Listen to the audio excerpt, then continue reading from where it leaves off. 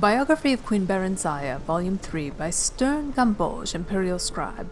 In the second volume of this series, it was told how Barenziah was kindly welcomed to the newly constructed imperial city by the Emperor Tiber Septim and his family, who treated her like a long-lost daughter during their almost one-year stay. After several happy months there, learning her duties as a vassal queen under the Empire, the Imperial General Symmachus escorted her to Morrowind, where she took up her duties as the queen of her people under his wise guidance. Gradually, they came to love one another and were married and crowned in a splendid ceremony at which the Emperor himself officiated. After several hundred years of marriage, a son, Helseth, was born to the royal couple amid celebration and joyous prayer. Although it was not publicly known at the time, it was shortly before this blessed event that the Staff of Chaos had been stolen from its hiding place deep in Morrowind mines by a clever, enigmatic bard known only as the Nightingale.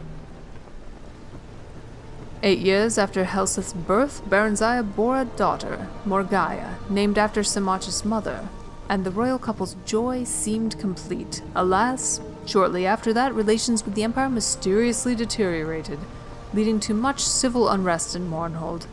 After fruitless investigations and attempts at reconciliation, in despair, Barenziah took her young children and traveled to the imperial city herself to seek the ear of then Emperor Urios Septim VII.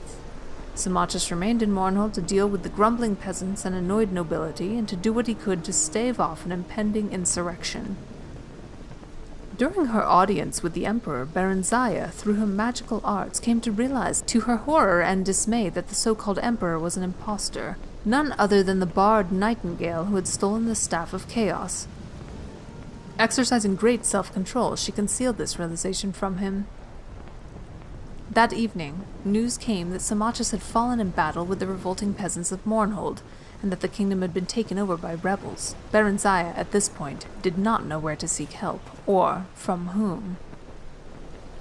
The gods, that fateful night, were evidently looking out for her as if in redress for her loss.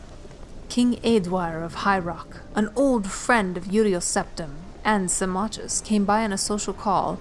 He comforted her, pledged his friendship, and furthermore confirmed her suspicions that the Emperor was indeed a fraud, and none other than Jegar Tharn, the Imperial Battle Mage, and one of the Nightingale's many alter egos.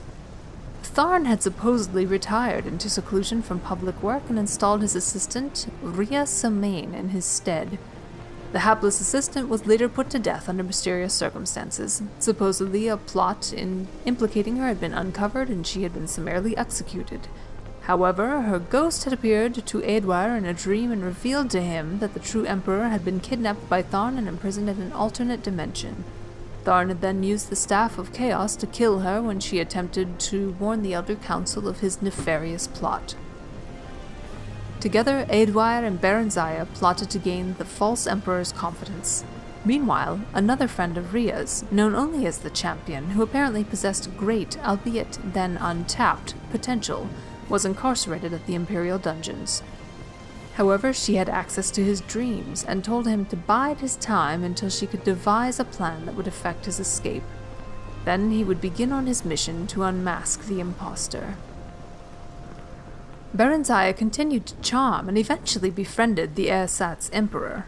By contriving to read his secret diary, she learned that he had broken the Staff of Chaos into 8 pieces and hidden them in far-flung locations scattered across Tamriel. She managed to obtain a copy of the key to Rhea's friend's cell and bribed a guard to leave it there as if by accident.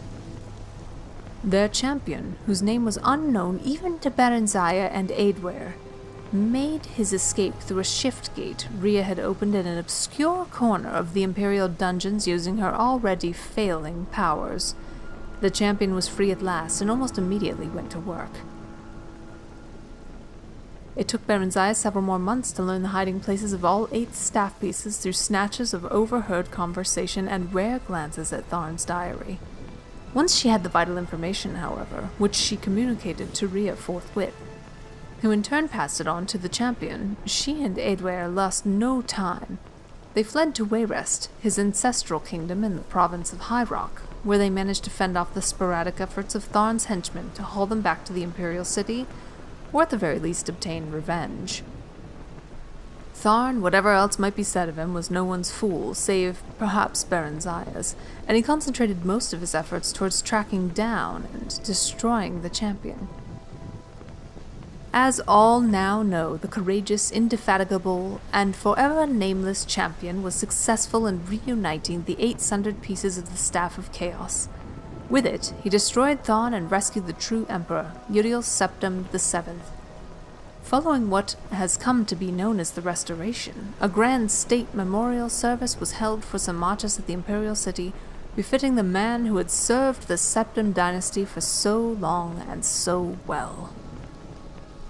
Barenziah and good King Eadweir had come to care deeply for one another during their trials and adventures and were married in the same year shortly after their flight from the Imperial City. Her 2 children from her previous marriage with Samachus remained with her, and a regent was appointed to rule Mournhold in her absence. Up to the present time, Queen Barenziah has been in Wayrest with Prince Helseth and Princess Morgaya. She plans to return to Mournhold after Eadweir's death. Since he was already elderly when they wed, she knows that event, alas, could not be far off as the elves reckon time. Until then, she shares the government of the Kingdom of Wayrest with her husband and seems glad and content with her finally quiet and happily unremarkable life.